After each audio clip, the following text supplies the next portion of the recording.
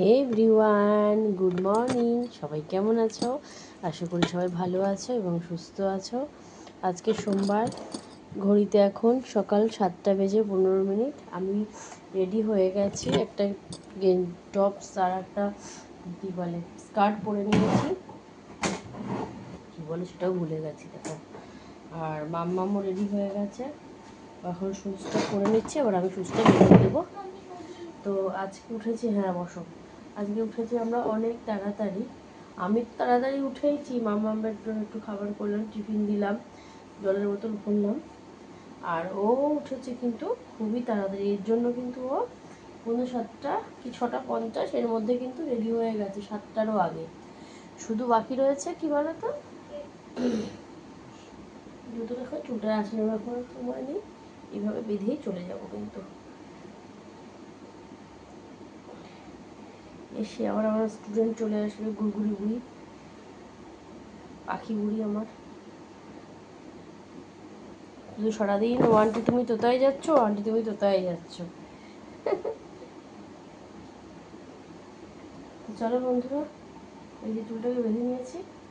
সকালবেলা এখন কাজের সময় অত তো আর সুন্দর করে বাঁধার উপায় নেই, তাই যেটুকু হয় সেটুকুতেই কাজ চালিয়ে যাবো। তুমি কোন কাননের ফুল, কোন গগনের তারা, তোমায় কোথায় রেখেছি। চাপ, জীবনে প্রচুর চাপ, বেশি চাপ নিতে নিতে কিন্তু ব্রেনটা ড্যামেজ হয়ে যাচ্ছে।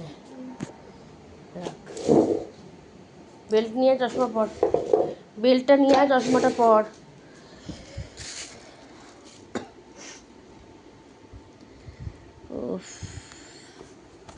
খুব গরম লাগছে, আর পারছি না বাবা। দেখো বয়স হয়ে গেছে, আমাকে কিন্তু দেখলেই সেটা হয়ে যাচ্ছে। কী করবো, বয়স তো হবেই, তাই না? বয়স তো হবেই, তাই না? বয়স তো হবেই। এখন এই বেলটা পরা বাকি, তারপরে হয়ে যাবো আমি সেডি। দাও। সকাল থেকে উঠেই বৃষ্টি চুপচাপ ঝুমঝুম শব্দ পাচ্ছি, জানি টয়লেট পটে কিছু হবে।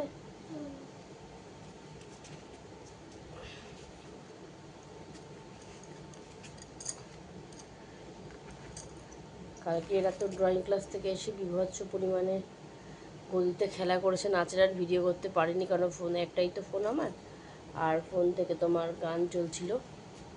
আর একটা ফোন আছে, এই নতুন ফোনটার আগে যে ফোনটা ছিল, কিন্তু ওটাতে তোমার নেট ভরা নেই বা রিচার্জ করা হয় না, যার জন্য ওটা থেকে আমি কিছু কাজ করতে পারি না।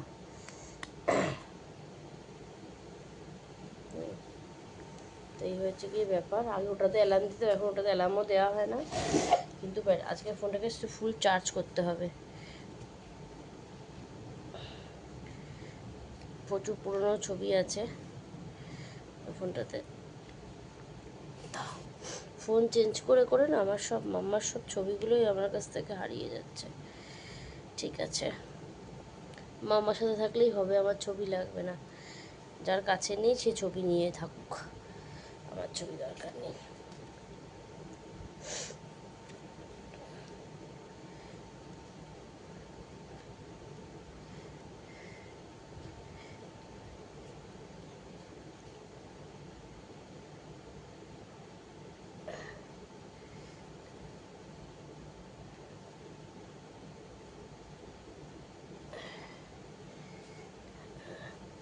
ঠিক আছে, চলো তাহলে আমরা বেরোই বন্ধুরা।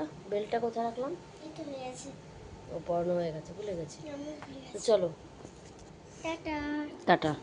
তোমাদেরকে একটা নাচ দেখিয়ে দেবে, তাড়াতাড়ি দরজার সামনে চলে যাও।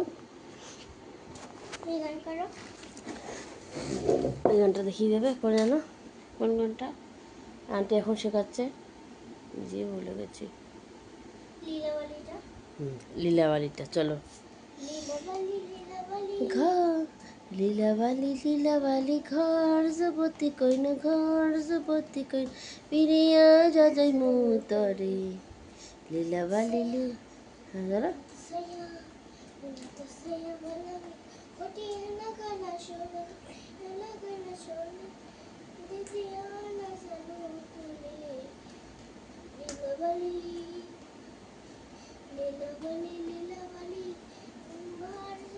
চলো হাঁপিয়ে যাবে, চলো এটা খোলো বাবা, এটা নিয়ে চলে যাও।